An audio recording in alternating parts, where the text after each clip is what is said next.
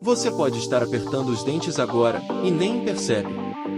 Algumas pessoas não rangem os dentes, nem apertam forte, mas mantêm os músculos faciais contraídos o dia inteiro. Isso se chama bruxismo em vigília com microcontrações. Silencioso, constante e exaustivo.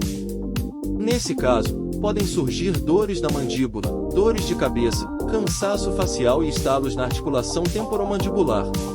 A autoconsciência é fundamental para reeducar esse hábito.